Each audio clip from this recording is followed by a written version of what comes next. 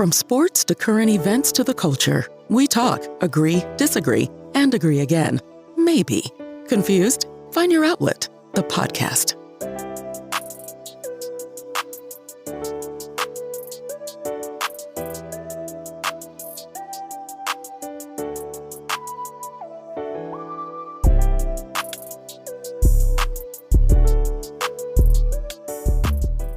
Once again, it's on, people. We're back another episode of the ATL Outlet, of the ATL Therapy for Your Soul. Got the fellas in the building. PB, C, what's good? What it do? What it do? Plug us in. Let's go. We back at it. Oh, big news, big news. Unveiling the website this week, plugusin.org. Change it up. Plugusin.org, where you can go and get all of the content that we're streaming on YouTube. YouTube channel is there.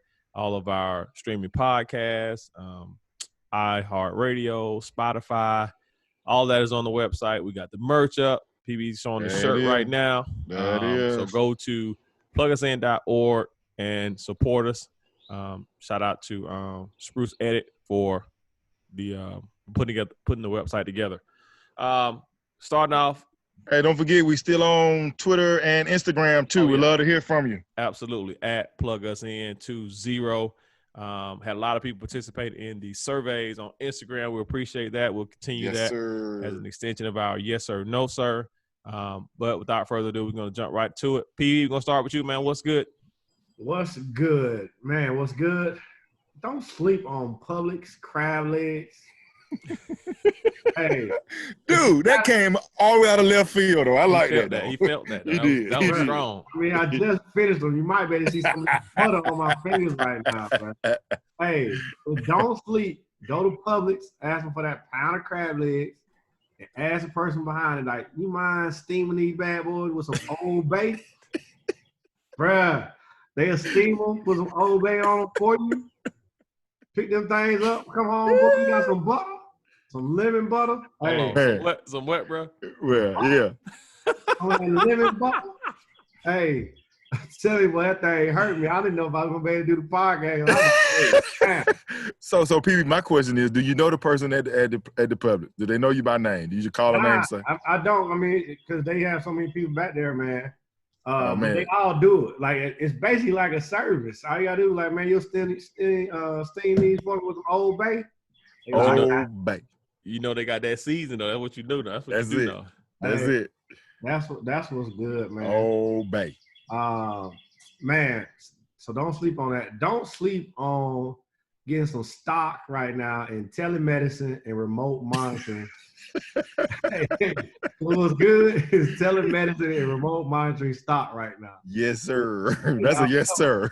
Might want to go and scoop some of that right now because telemedicine is going to be the new standard of care moving forward. Remote monitoring, standard of care moving. Do y'all get the random text messages to tell you about the telemedicine? Nah. I don't know who got your phone number, brother. Yeah, I don't either, but that junk be showing up. We call us if you have an issue. I'm like, what are you talking about? Hey, see, you got that new health plan. Yeah, man. What kind of insurance you got, see? Hey, man, you know, that's what's good. You know, that thing where does it come from? See, what's good with you? Man, me, man. I'm about like Paul. We need to change it to don't sleep. I get don't sleep on All American, y'all. You know, I've been binge watching All American on Netflix. That's what's good, man. I ain't gonna lie, I be up about 1, 2 o'clock. I hit about 5, 6, 8 episodes. I be, oh my God, 2 o'clock, I'm gonna go to bed. But All American, man, you know, there's definitely sports, but there's an underlying story behind it. Trying to do better for an individual, but also doing it better for your community. So yeah, that's what's good. I got a second one. You know, Mother's Day. We gotta shout out to the moms. I'm sure, you know. Yeah, we gotta shout out to the moms, and it was good to put some smiles on some faces. My wife, she made some Mother's Day awards, and so PB, man, I was all over the city on Saturday, bro. Oh yeah. Yeah, man. We shot through 9 houses, and my wife just told some mothers, you the best mama. She gave him a little mom survival packet. So still shouting out to mom. So that's good, man. Yeah. That's definitely good. I want to piggyback on that, man. Like happy Mother's Day to all the mothers and those that are serving as mothers out there. Yes, sir. Yes, sir. I just got a kick out of watching all of the drive-bys that people were doing at people's houses. Like, it was crazy. I think, PB, you went to a drive-by graduation. So, you know, a lot of celebrations going on, man. People are just pushing on in spite of. What's good with me, I'm binge watching Grey's Anatomy. I got a long way to go. But I'm literally knocking out 4 or 5 episodes at a time. It's awesome. But I'm going to get on All-American very soon. And we're going to talk about it later on, man. But The Last Dance is what's good, man. Like, I'm all about Last Dance. But we're definitely going to talk about all of that. We got a great show. Going to try to keep it as short as possible today. We talked about a new website. We got another guest coming in the next episode, so we're excited about that. I want to give another shout out to Coach Mike Jones, who was with us on the last episode. Great feedback on that particular occasion. So we're excited, and we're just gonna jump right into it. So first topic today, we're gonna have our COVID-19 check-in. Might as well. It's taking up everything. So we're talking about the COVID-19 check-in. We do have several things going on, man. And I was talking with PB the other day. Man, it's just seem like so many mixed messages out here that's going on. You got some states that are opening up. You got some stats that are showing that numbers are skyrocketing. Other stats that are showing that numbers are actually coming down. I mean, I just don't know what to believe. Fellas, want to get you Well, I'll chime in first, man. It is definitely how you feeling today kind of vibe. You know, you don't really know. You know, you hear one thing at 7:30 in the morning, and by 12 it's something else. Then again by 2, you know. I think totality. I got a text message from a friend of ours, and this long diatribe about, you know, just making sure we still are distancing ourselves, keeping yourselves clean and happy. I mean, not happy. What is it? I guess it is happy, clean and happy.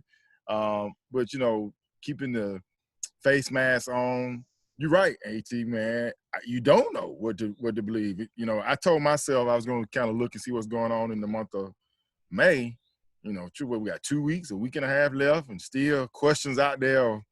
You know, I see more people out and about, you know, but they don't necessarily mean anything. You know, when I think about COVID, man, and coronavirus, I'm still a little scared, but I know everybody getting nervous about in at the house all day long still. Mm-hmm. You have questions about what is the fall going to look like, what we doing in the summertime. Here in Georgia, you know, summer camp thing came out this week. Mm-hmm. This is what we can do given these restrictions and da-da-da-da. Now, you know, so now people are starting to close school, but what you going to do with your kids? Mm-hmm. Those of you got kids, you know, you going to have a virtual camp at the house, you know. So, you know, that's my take. I personally don't know. You know, there's a lot of confusion out there. So, I'd like to hear y'all's thoughts on that. PB? Yeah, man, like you said, we had this discussion earlier. I thought it was interesting. California came out and said that the state university system was already going remote for universities and colleges in the fall. And then I guess my understanding was the NCAA was like, well, we're not going to have college football if you don't have students on campus. So, and then we were talking, Arizona said that Major League Sports were going to start back. Right. You know, relatively soon. Then, of course, here in Georgia, old boy Kemp going to open up bars, clubs, and musical venues starting June 1. I mean, bro, at the end of the day, for me, it's just, what is this thing in Georgia specifically going to look like, call it, you know, right after the 4th of July? Like, here's the thing. I don't think that the numbers, like right now, is kind of like our February, right? Like, people were out, and then stuff didn't really start getting crazy till like the end of March. I mean, there's going to have to be some period where we tested to see, is it going to pick back up or not? And so, I mean, right now, I mean, you know, it's Gucci, I guess, for folks that want to get out there and try it. I ain't going to be one of them. I was about to say, PB, are you going? Nah, dude, I'm straight on that, man. Like, I want to get back out, man, but yeah, it's still a little too risky for me, man. And again, it's not about me getting it, right? But it's like I get it, then go to my folks' crib and give it to them. Yeah, And that's the problem. You know what I'm saying? Like, yeah. I mean, I'm more fearful of that than I am of getting it and not being able to fight off myself, which maybe is foolish as well. But that's the bigger concern. So I don't know, man. It's just only time's gonna tell, man. But I tell you what, I'm gonna slow roll that thing. Hey, you still I'm go still. slow. But I will say, AT mentioned it earlier. Man, I was just saying, shout out to Woodward Academy class of 2020, my man Ahmaud Caldwell, like my nephew, man. It was clearly unconventional way of trying to celebrate, but I think we pulled it off, man. And my point was to say, I think you're gonna start seeing more of that, stuff at parks, stuff where you can really have a lot of space to try to social distance as much as you can. So I done seen folks pull up in a park and everybody in their trunk, and then got a big table in the middle, right? And you circle around, but everybody chilling in their trunk. You know what I'm saying? Stuff crazy like that, man. I think you're gonna see more of that than you're gonna see people at Rose Bar. Like, I'm telling you, that's the last place I'm trying to walk up in. Those really close, confined, but large populations of people at the same time. I'm straight on that, bro. But yeah, I think I agree with you, PB, that what this COVID-19 pandemic is doing for us is really going to change our lifestyle, at least in the immediate short term. I mean, as I was telling PB the other day, like, from this point forward, I'm walking to a Staples or a FedEx or whatever the case may be, I'm going to naturally social distance now. And if it's 10 or 12 people in there, I might hang out outside until it clears out a little bit. But my issue is that I just don't know. Like, I want to do the right thing, but there are numbers that say we're improving, and there are numbers that are saying we're worse. And depending on which agenda, I guess, you're trying to push, you can make a credible argument for either one. And so it's tough. And to PB's point, the threat of giving it to somebody who is, elderly or who's compromised for whatever reason, that doesn't sit well. But at the same time, from a, economic or a fitness or a recreational point of view, like, you want to get out and enjoy yourself and be able to do, it may not be 100% what you used to do, but you want to be able to get out and not have that burden of thinking, hey, I might get sick or I might get somebody else sick. So next 30 days to me are going to be very important, and I'll be very interested to see what happens. But see, bro, I think you are. I think right now we're all conditioned for the foreseeable future that you might get sick or get somebody else sick. Mm-hmm. Because no matter the numbers going down or whatever statistics you looking at, right, from a risk standpoint, right, it's still, you put yourself at risk if you don't know with them, whoever you around, where they been or what their story is, right? So, I mean, you can social distance as much as you want to, and then be like, okay, well, this one situation, I'm gonna let my guard down, and that could be the one situation that you shouldn't. You know. So, and I hear you, Paul, and I think I'm struggling because a week ago I was talking to a buddy of mine who was an RN, and he said, when everything is going to tell a story, he said, but what's still killing more people than coronavirus? I said, flu. What? He said, the flu. He said, the flu still, right now, is killing more people than the coronavirus. He said, so I'm not saying that we shouldn't social distance. He said, but I can read you numbers from the CDC that we have to track the flu every week from the numbers of deaths that are caused by the flu. And so when you say you're going to get coronavirus, because I said to him, my question was, so then what are we doing? He said, well, really it comes down to, this is his opinion, the amount of money that it takes. So if I get the coronavirus, I'm going to be in the hospital longer, which is more money, which is more use of a bed than I would if I had the flu. that's why he said that the coronavirus is such a huge issue. Well, they talk about the resources, the hospital resources being depleted. And that would equate to the amount of money that goes into each patient that needs to be treated for coronavirus. Because we also talked about vaccines, but if you don't have that kind of nipping in the bud type vaccine, the treatment is kind of like a long. You have to see it out. It's basically got to play itself out. There is no quote unquote cure. Like you treat it as a viral situation or issue or whatever. So you have to treat it. You have to basically treat the symptoms. So I totally see that point. See that point.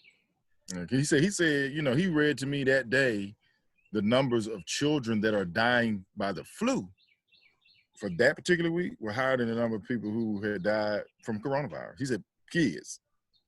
And, I was like, wow. And he said, Edwin, so what are we saying? What do we do? How do we manage that? He said, I can't tell you. I'm just telling you that from a CDC perspective, we get numbers every week from the flu. Every week. He said that. I hear you. I don't know if them numbers right though, bro. It's from the CDC, man. Yeah, I don't know if he's reading them things right though. You think more? You think there are more deaths with the coronavirus and the flu? Yeah. Overall? This dude is a nurse, been a nurse for over 6-8 years. That's his job. And that's one of those things, man, where I think you can make numbers say whatever you want to say. Right. State of Georgia put out numbers that said we are at our lowest point since May 1st, as far as number of beds being used in hospitals, as number of ventilators that are being used at its lowest point. So that will point to the opening of these businesses as not being so harmful as people thought initially. I will, you know what? Shout out to the business owners that are open and are executing a social distancing plan, because there are several restaurants and businesses where there are signs posted.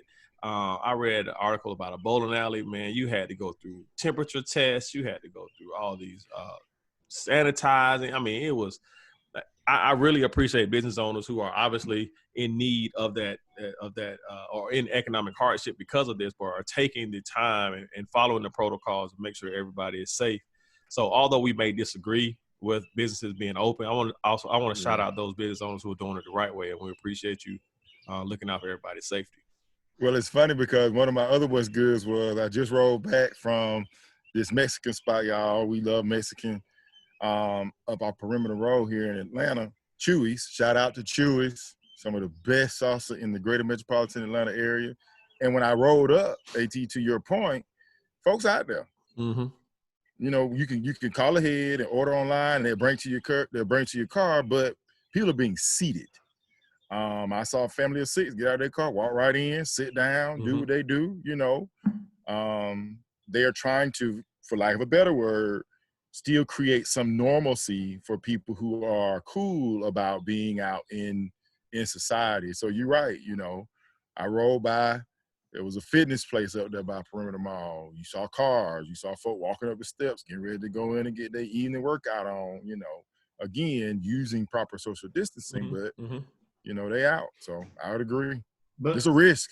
So two follow things to that. So see, I'm looking at an article. It says the CDC estimates that from October 1, 2019 through April 4th, 2020, there were somewhere in the range of 24,000 to 62,000 flu deaths.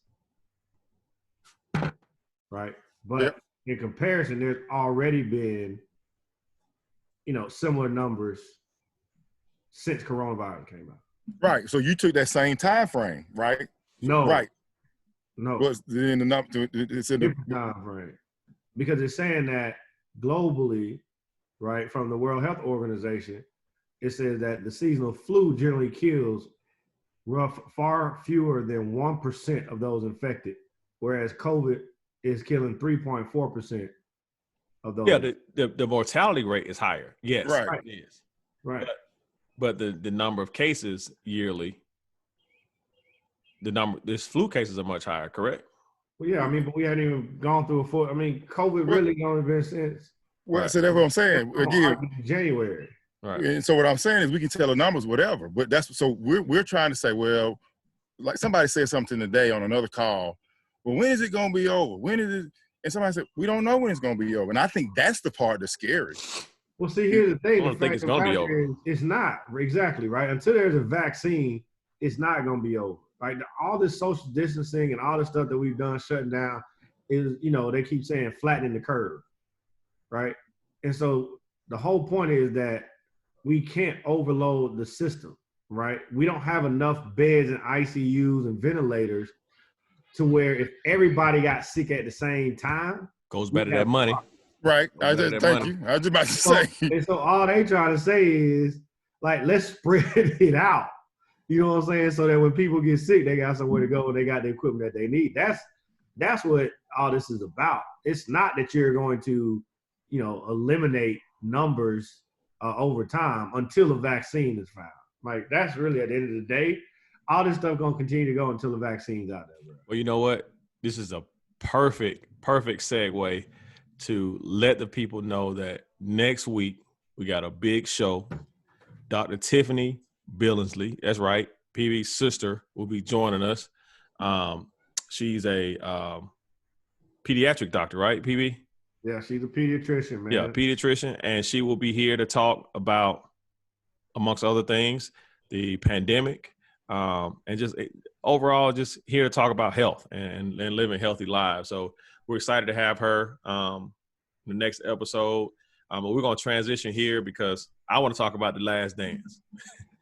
And The Last Dance. And we are on this Sunday will be the last two. Huh? These going to be the last two episodes. Yeah, it's going to be the last two, episodes 9 and 10 of The Last Dance. I'm sad Dance. just thinking about that. I'm sick, man. I'm like, I need about 20 more. Forward to it. Yeah. I need about 20 more. I think that the last two segments I talked about MJ's competitiveness in leading the Bulls to the 6 titles was special. I think that we saw a side of MJ that people hadn't seen before. And a lot of people had reactions to him becoming emotional as he talked about his drive, his determination, and how he pushed his teammates. PB? Yeah, so I got a feeling there's going to be a little bit of a agree, disagree, agree again, maybe. Nah, right now. So what's your thoughts, man, both of y'all around, when you watched it, I think it's the concept of pushing your team, in my opinion, versus being a jerk. And I think that there is a distinction, but I just say that I'm going to put mine out there. I think there's a distinction between the two. Let me ask you this. Let's go straight up. Do you agree with how MJ led the Bulls? Right. Yeah. In some ways, yes. In some ways, no. Here's why. Again, because this is going to be my thoughts around it. You can be you can push hard in a respectful way. You don't have to degrade someone to push them hard, right? That's your opinion. To hold somebody accountable doesn't require disrespect.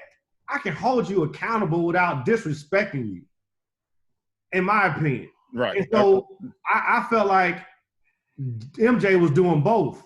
He was trying to drive accountability, right, and get the best out of his teammates, which I stand behind 100%. I don't think you got to be nice, right? But I don't think being not nice and disrespectful, I think maybe there's a fine line. But, like, I don't have to call you a bitch to be like, bruh, I need you to come do this. Why you ain't doing it? Get in line. Like, I can use a bunch of other words. I have a vocabulary that can get that point across without calling you a bitch. And so I've always said this about Mike. And, I think this debate has been had for as long as he's been considered, quote unquote, a leader.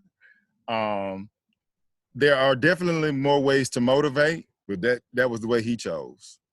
People can argue with it. Man got 6 champions. Some call him the greatest of all time. And I think the part I think the part that I'm more impressed with is he hasn't backed off of it. He has not let how people feel about the way that he led changed his stance. Agreed. It speaks more volumes to his integrity. Or not, I saw an article where him and Luke Longley still don't talk today. Because Luke was like, this. He basically said, that man's crazy, right? But you can't argue with his method. Now, would I go out there and do that as a leader? Probably not, right? I would try to find a different way. But that man said, look, I'm not going to apologize for who I am. It got me to where I am, right? You know, so for me, you know, no, personally, but the man got what he wanted. And let me just throw this in real quick. Y'all saw the article today that Charles Barkley put out there saying that he picked on people that he knew wouldn't fight back. Just well, him and Steve Kerr got in a fight. Man, listen. What you think, AT? I think that the issue is you have the 2020 generation looking at 1990s leadership. And I think that now we are conditioned to be more nice and to be more politically correct. But I think that in that era and with those grown men, he wasn't the only person leading like that. And that goes for coaches, players. I think it was more accepted then. And though it may come across as disrespectful, but I've seen professionals go back and forth and cuss each other completely out, and move forward like it's nothing. And with the I guess under the cover of we're pros, we're grown men. Like, this is how we operate. Do you hear how NBA players talk to officials? Yeah. I mean, I just don't think that. I think that name calling, while we agree now, 20 years later, that it's probably not the best. But then, to C's point, it got what he needed. It got what he needed done, because those guys on that team knew you either jump on board with this or you gone. You gone. Or you get left behind. Even Dennis Rodman said that. I mean, you look at it. I mean, look, we came up in that space, right? And I just use that as a small example, right? I mean, look, the language that is used, that's going to be how the culture is established, right. No matter what. I mean, look, at Furman and football, like, yeah, we got at it sometimes. You know what I'm saying? But we couldn't curse. You couldn't curse. When we were on the field with the coaches. But that's what I'm saying. We had issue with the players. Right. You know what I'm saying? Like, yeah, I mean, it was flowing. You know what I'm saying? But there was still a line. You know what I'm saying? Like, but I just don't. I think that the Last Dance is giving us access that we typically shouldn't have. Right. Like, we shouldn't have access to that line. Well, see, I heard. I'm sorry, Andrew. Go ahead. I'm sorry. Go ahead. No, I've heard the stories even before the Last Dance about how Mike just wasn't taking that. Right. We didn't know that he was on Scotty Burrell like that.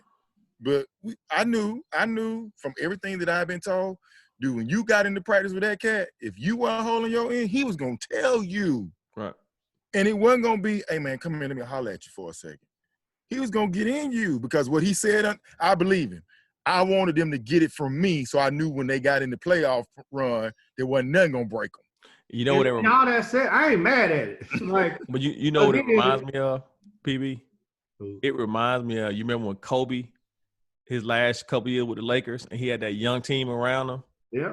And they could not stand Kobe, because Kobe didn't play no games, man. Like, nah. Like, that's not what we're doing. And I'm willing to bet if you have a camera near Kobe during that time, it's a few choice words being yelled directly at those players too. Right. And here's the thing, I'm not mad at it. Like, I mean, I'm not mad at the choice words and holding people accountable to the nth degree, pushing hard. I mean, everything that Chicago did, you know what I'm saying? It started and ended with Mike. So if he held himself to a certain standard, because I also don't think that he didn't hold them to anything that he didn't hold himself to. True. Right. In my opinion. So he wasn't asking anything that he wasn't asking of himself. So I'm all with it. That being said, do I think he probably went too far at times? Yeah. I agree. He probably went too far. Absolutely. But I mean, that's human, right? That's just human. If you're gonna judge him off of doing some stuff that we all gonna do every once in a while, whatever. You know what I'm saying? Let me tell you the difference. And C brought it up earlier, or maybe you might have brought it up, PB. He owns it, and he will continue to own it. Right. And that's why I've had to struggle with the whole deal between the Bulls and the Pistons and the whole walkout and Isaiah Thomas and and the Pistons feel like people don't respect them. And I always said, man, like, you wanted to be the bad boys, like, own it. Like, people don't like you, so what? That's what we did. And I will say, I heard a podcast interview the other day with Joe Dumars on Bomani Jones show, and Joe owned it. I mean, Joe Dumars was like, man, we knew what we was doing. Like, that's how we play the game. You know, no hard feelings. It was nothing. We weren't trying to be disrespectful, but we were physical, and we were physical on purpose. And that's what I'm like, there you go. Like, own it. Like, it don't matter what. So what? We got 2 championships. You don't like us. We were the bad boys. It is what it is. I just think it's unfair to come back now and say, I don't know why nobody give us respect. Like, well, you know that for Isaiah, it's all because he ain't get on the dream team. If Isaiah had got on the dream team, he'd probably be saying the same thing that Joe said. He's salty. Yep. Right? Isaiah was a beast, though. He should have been on that dream team, dog. God, he should have been on that dream team. Did you see when David Robinson came out? He was like, come on, y'all. Well, is it a surprise that anybody wanted to play with anybody off of Detroit? Right. She was like, so you got to own it. Yeah, you got to own it. Is that a surprise? But if I got to vote Zeke on that team, brother. You got to vote Zeke on it. Well, you know, so you saw how they did without him. Right, right, exactly. And so you bring up that. So Mike even talks about, like, they were upset because he didn't take such a social action. He said, man, that wasn't my job. Mm-hmm. My job was to go out there to play basketball. Yeah. Everybody else wanted me to stand up for this and come on. I said, man, no. Yeah, when they talked about how he gave to Old Boy's campaign down in North Carolina, but that he wouldn't come out and actually, you know, be vocal about it. Right. Like, that wasn't my role, but I wrote him a check. Yeah, like, no. And that's the kind of integrity that I can live with that. Like, hey, I'm playing basketball. You know, I'm trying to.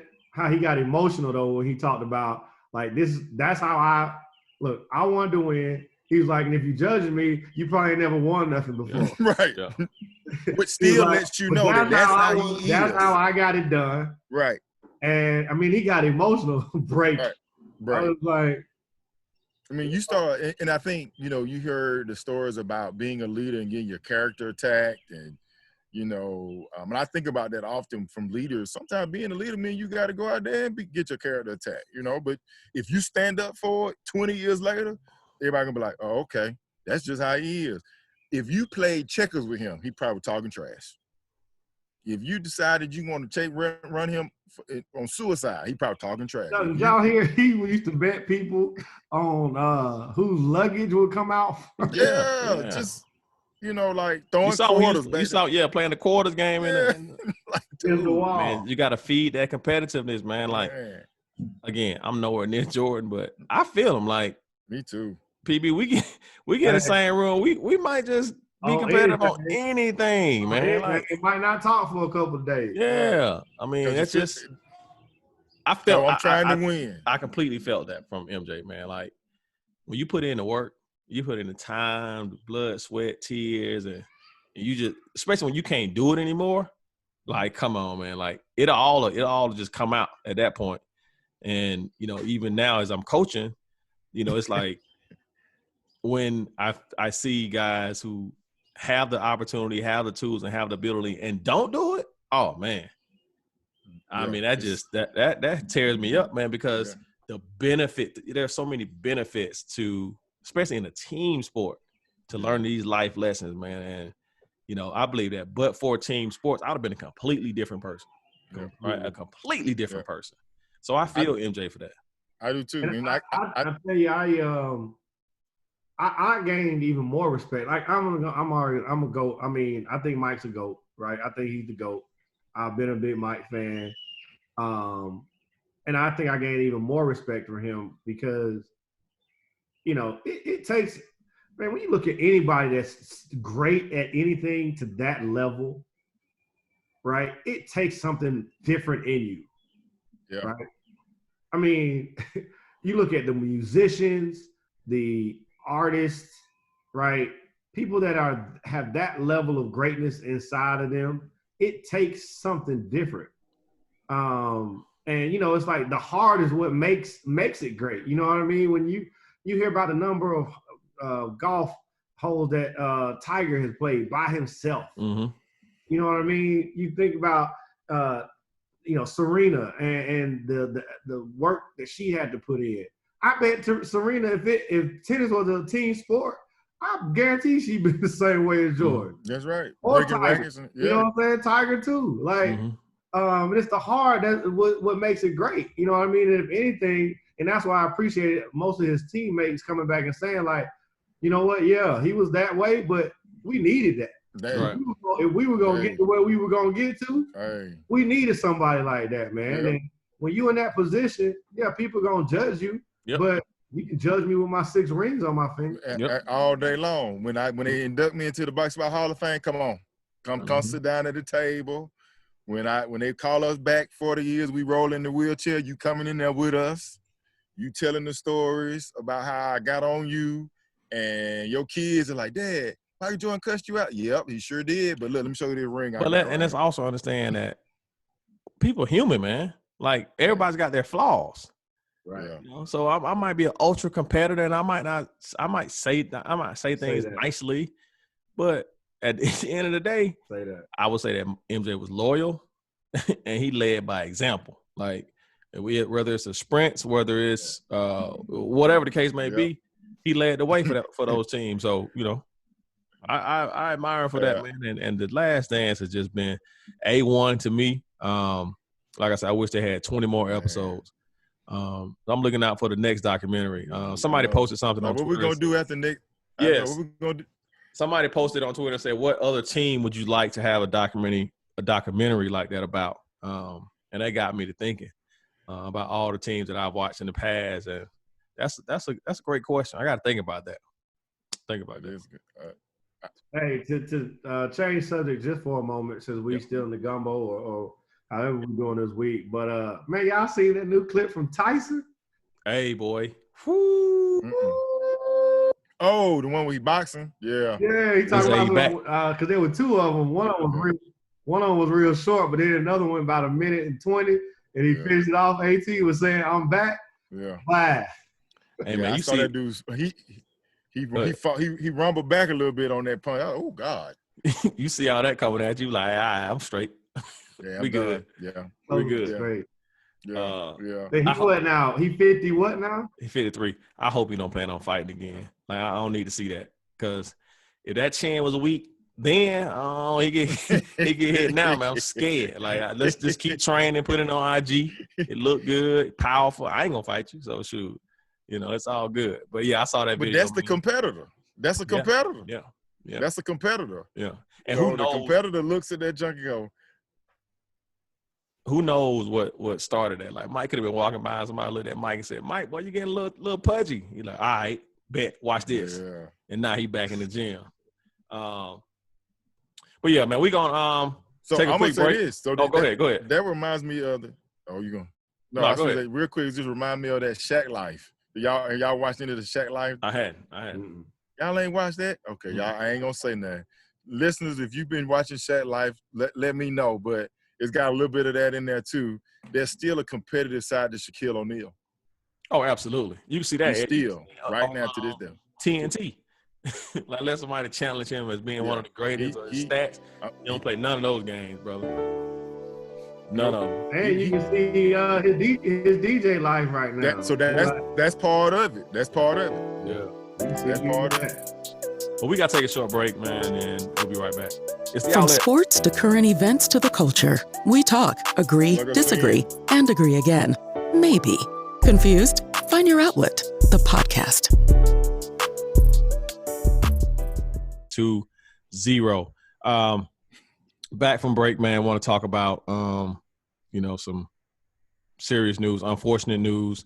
A lot of concern is going on about shooting down in Brunswick, Georgia. Kid by the name of Ahmaud Arbery, who was shot while jogging in the local community. Apparently, the suspect stated they felt like he was a suspect in a home burglary, and unfortunately, the young man lost his life. So a lot of uproar about that. Fellas, get your thoughts on that. Well, I'll start. I think that, I've been on several conversations since that incident happened. Well, I shouldn't say since it became public knowledge that it happened, just around racial reconciliation, racial justice, social justice issues. And, you know, we've heard lots of commentary.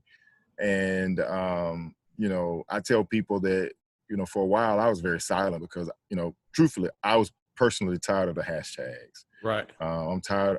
You know, and it's not, and I'm tired of the hashtags because it seems like when the hashtags come, that's when we get in an uproar. And I know that things didn't happen, but for me, it's like, y'all, this is an issue even before someone gets killed. Mm-hmm.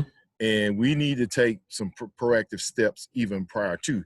The killing is what I call the iceberg. This iceberg thing, that's what we see, but there's a bigger issue under the water that we don't always address. And I think part of it is, you know, definitely the two white persons represent the majority of our nation, and sometimes even in our world. And so they go, well, we can do this because I don't know if they even care for one another. Give a little plug in for All American. Part of the story there is that if we don't start to see ourselves as important individuals, how can we get mad at somebody else? Now we can be mad, we get upset, you know, let's go down to Brunswick, let's stand behind them, but we got to do something in our community too that says that we are of value to one another. And that's the message that I've been trying to communicate, as well as listen. I have lots of white leaders who are constantly asking me my thoughts. I shot out an article today from a friend from the medium.com that says 65 things that white leaders can do to help racial injustice.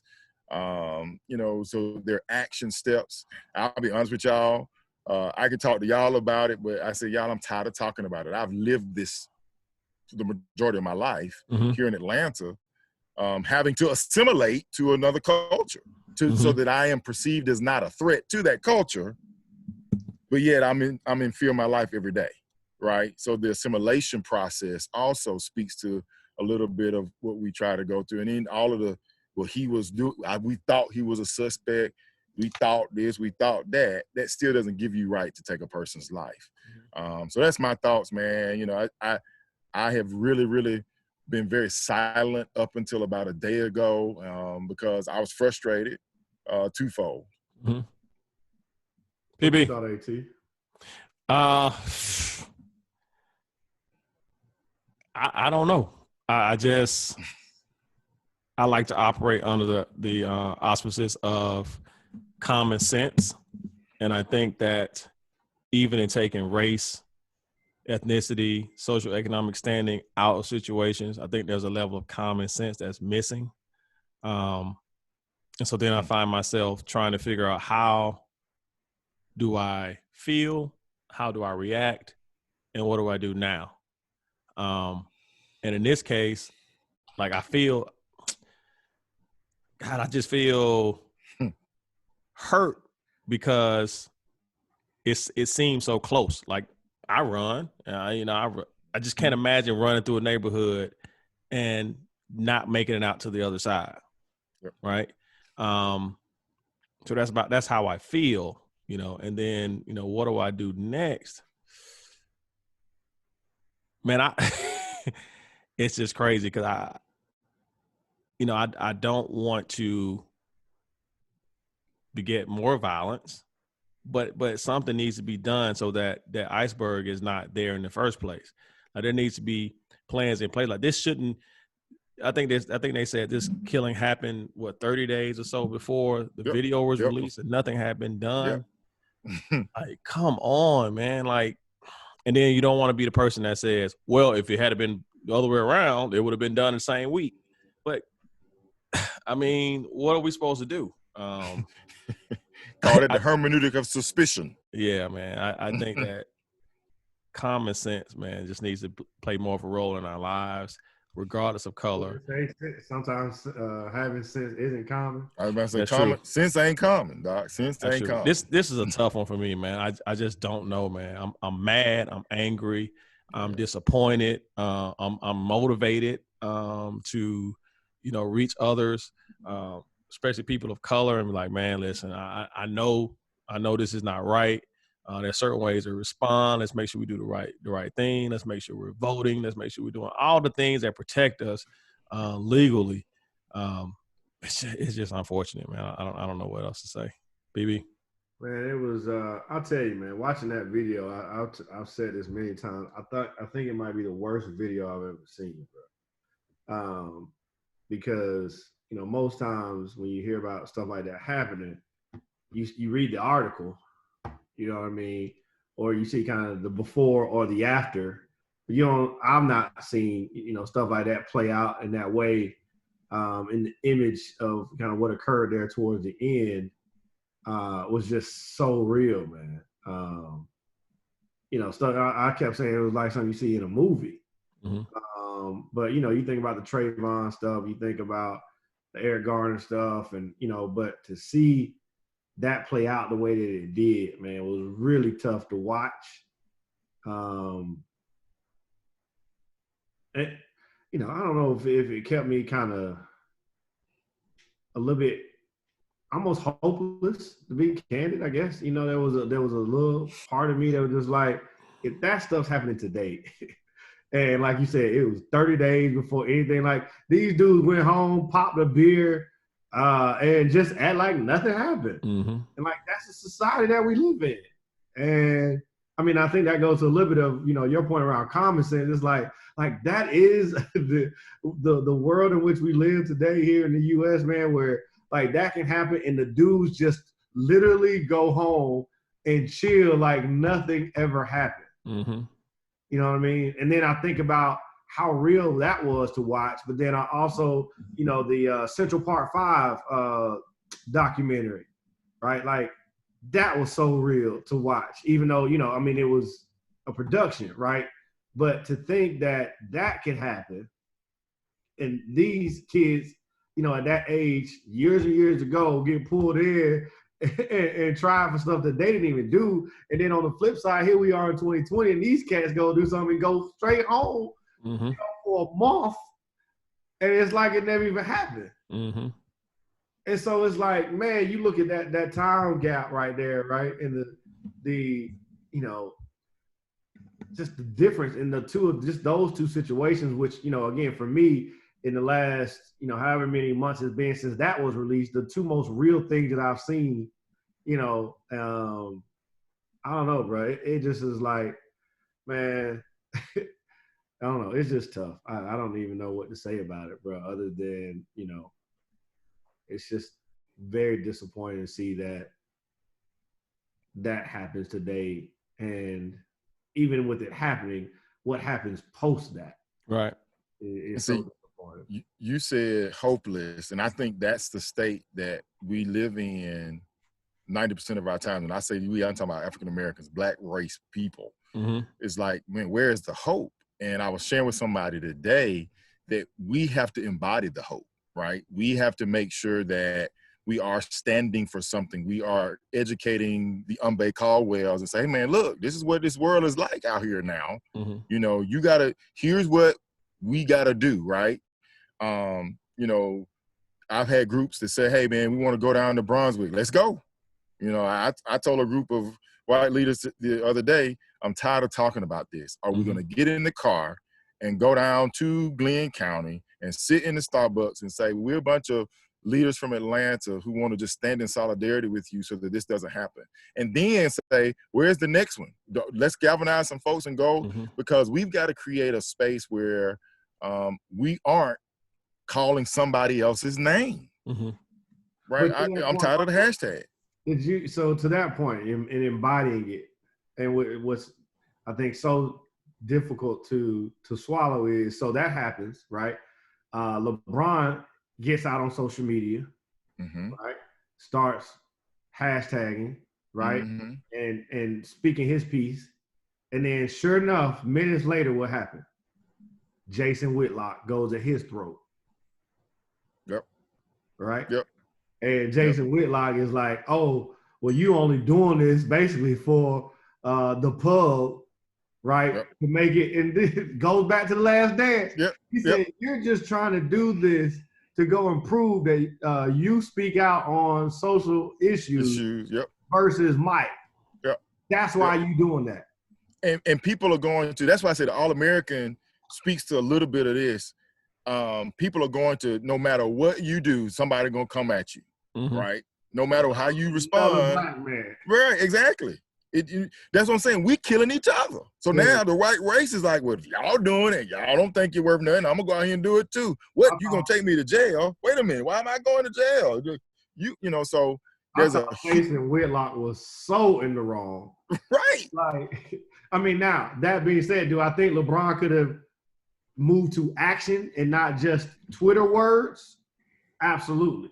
That's my point, right? Particularly given the platform that he has, right? And this goes back to a debate me and AT had back here with the Donald Sterling thing, right? When the Clippers, right, they come out on the court with black T-shirts over their jersey to make a statement in warm-ups, but then took the black shirt off and went and played the basketball game. But it was like, we stood together and we made an impact. Solidarity. Okay, I mean, y'all did wear black T-shirts and drew attention to yourself. And again, I'm not knocking the need to bring attention to something. But if that's all you're doing, right? And that's my whole issue with the cap stuff. Like, you kneeled, right? You kneeled, and it took me a minute. Me and AT been on this one plenty of times. Like, you kneeled, and it brought attention to, right? What happened then, though? Like, you got up and you went and played or sat on the bench and got paid millions of dollars. Like, what happened? Don't show up to the stadium. Like, that makes a bigger point than you kneeling, right? And then all of a sudden now the narrative changes to about you kneeling versus the thing that you were kneeling for. Yep. And so I thought Jason Whitlock was totally wrong at going at LeBron saying, oh, don't say anything on Twitter. Well, you know what? I don't agree with that. I don't think he was totally wrong. I think he might have been inappropriate in maybe. What would he have said? What is a better response? I think it's to me, it's fair to warn him of the possible backlash that comes with saying that, because I think Whitlock is saying what a lot of people probably are afraid to say, especially if they feel as if there is no action behind these words. To your point, if it's just a hashtag, I'm sure there are people who are saying, man, that's just a hashtag. Like, his family members may look at that and say, you know what, Ron, I appreciate that, but we need boots on the streets. You know what I'm saying? Right. But you can't devalue one just because, you know what I'm saying, like, LeBron's platform of millions of people now being aware, right? Just like I had to come to the grips where at first, I was so anti, cap kneeling because, again, I didn't think it was, the sacrifice. What are you really sacrificing, right? Right. But I had to come and really understand, but it did bring attention to something, right? That it did accomplish that one aspect of it, right? Now, to your point, in which I agree with, could LeBron have jumped on a G5 and, been down there and done more and brought more attention and, whatever, and say, you know what, Commissioner, we're not going to even talk about reinstating the NBA until we all come together and make a difference here. Could that have made a huge impact? And that's the plight of celebrities. Oftentimes they're pulled in so many different ways that, it's almost a lose-lose. Like, you can't do enough for this group, and if you don't do anything, you regard as Mike or anybody else who decides to sit out on certain topics. That's where I actually feel like Mike, in my opinion, may have taken the right approach. It was like, I'm not going to half-ass it, right? Like, if I can't, your mama said, you can't say nothing nice, don't say nothing else. Well, if you're going to sit up there and say how mad you are about what's going on, right? But the expectation is that when you get to a certain level, like, you are obligated to speak on behalf of your people, whoever those people are, when you get to that status. Whether right or wrong, a lot of time that's the expectation. Definitely, especially if you're black, because, again, I was sitting on a call today and somebody said, well, we want to hear from our black leaders of color. And nobody said anything. Mm-hmm. And the reason we were quiet is because it was kind of like, dude, we've been talking about this before Ahmaud we even knew his name. Like, let's do something. That's what I keep telling people is get in the car and let's go, right? Because I guarantee you that there's another community in USA, Georgia, Florida, Illinois that's right now, some black child probably walking around and they're already looking at him. Unfortunately, that is the plight of the world. So the hope now is, solution, guys? What's the solution?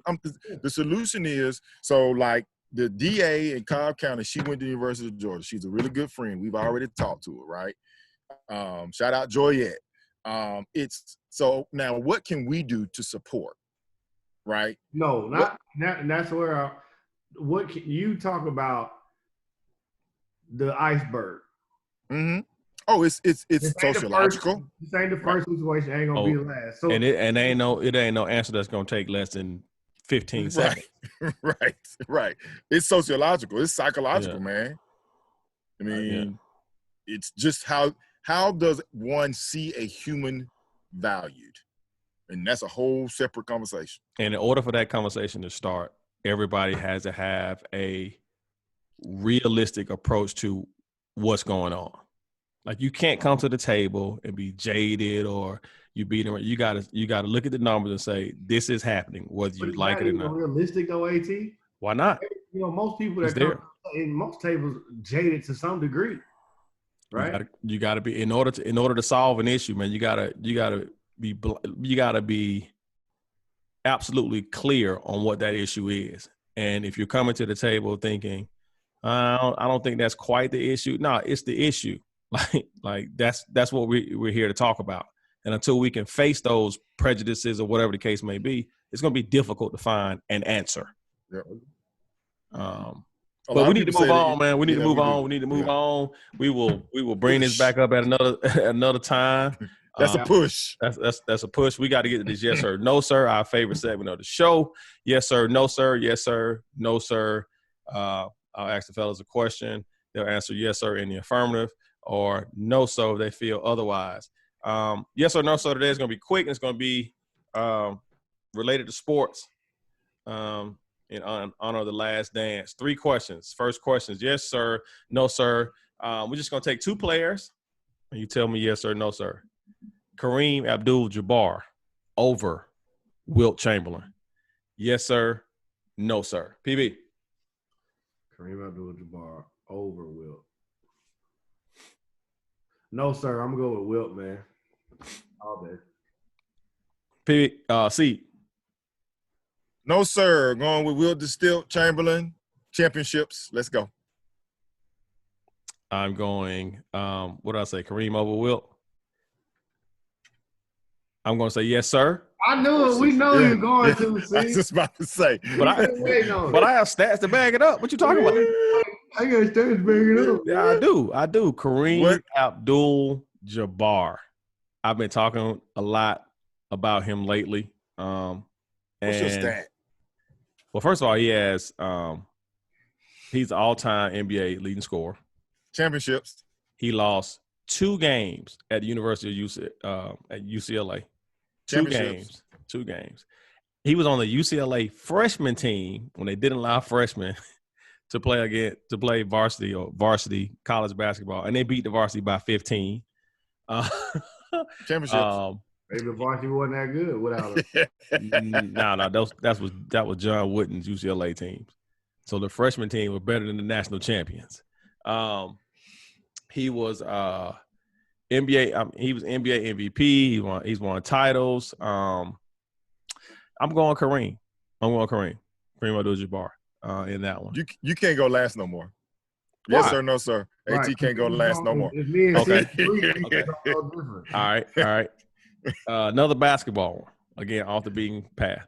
Charles Barkley over Karl Malone. Yes sir, no sir. I'll go first. I'm going Chuck. Round mound or rebound. Chuck Barkley was a monster. It was a monster. So was Carl. But I'm going Chuck all day long. Shout out Chuck. C. Charles Barkley over Carl. Yes, sir. We're gonna go Chuck. Also. I like both, but I think Chuck had a little bit more to his game. I think Chuck was a MVP of the NBA. He was. You know, he did a little more for his franchise than Carl. Yes, sir. Chuck, all the way over the mailman. PB. I hate to have to do this, man, but I'm going to. What you gonna do? Don't add anybody else in this question, bro. Yes, sir. I hate to have to agree with you, but yes, sir. you know when right is right. You know it's right. Can't get no righter. There you go. Amazing America. We all agreed on the same thing because AT didn't go last. AT didn't go last. Hey, see, we got stats now. Yeah, right. Yeah, whatever. AT didn't go last. You know what? And I just added another one. Because I kind of like this one too. We're gonna go to football. Yes, sir. No, sir. John Elway over Brett Favre. Yes, sir. No, sir. PB, we're gonna start with you. I'll let you answer this because you already know. You going Brett? All day, every day, man. The gunslinger, man. Come on. I'm going with him all day, man. Do I need to go next? Yeah, you gotta go next. AT, we can't let you go last. Brett Favre. Let me see. I say Elway over Favre. Elway over Favre. I'm gonna say yes, sir. I'm gonna take Elway over Favre.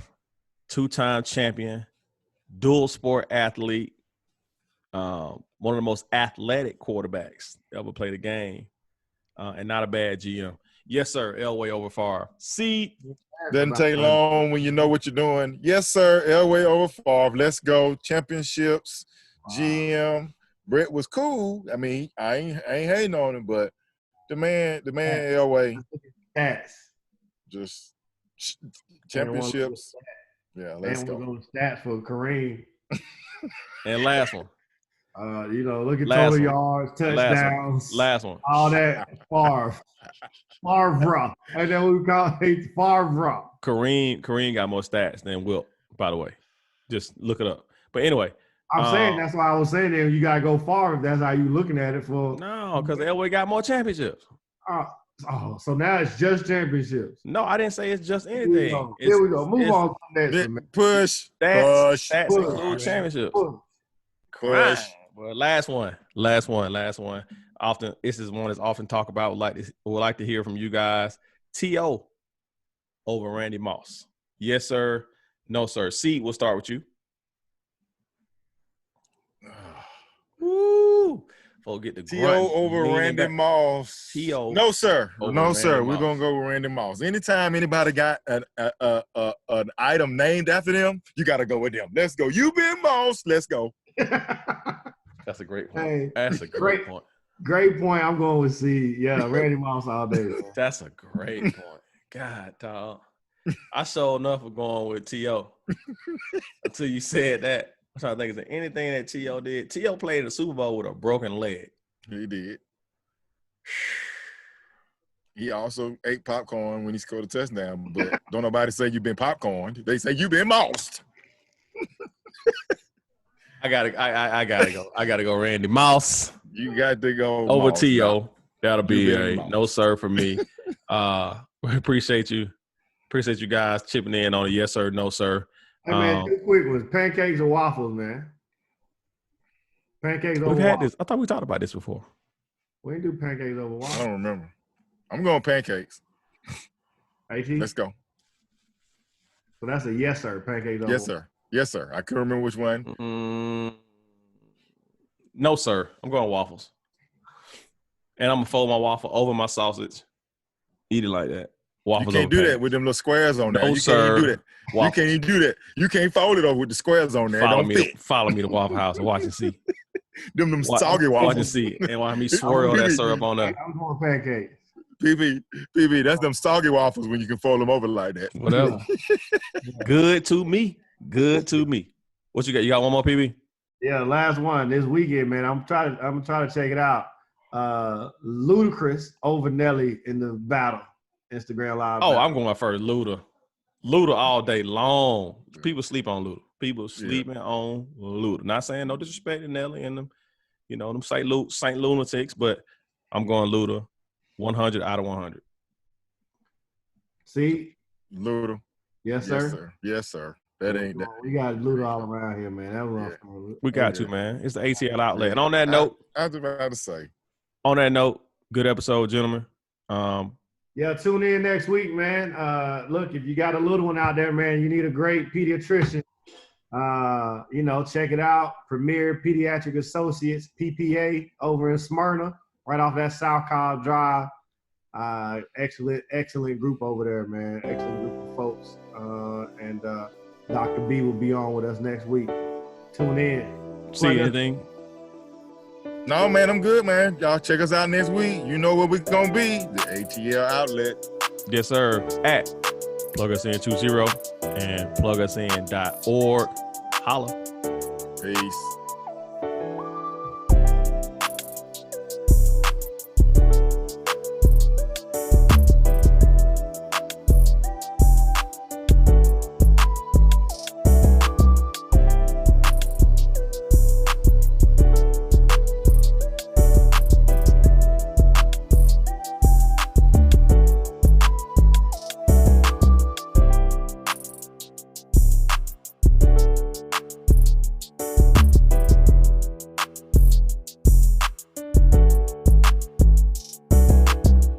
From sports to current events to the culture, we talk, agree, disagree, and agree again. Maybe. Confused? Find your outlet, the podcast.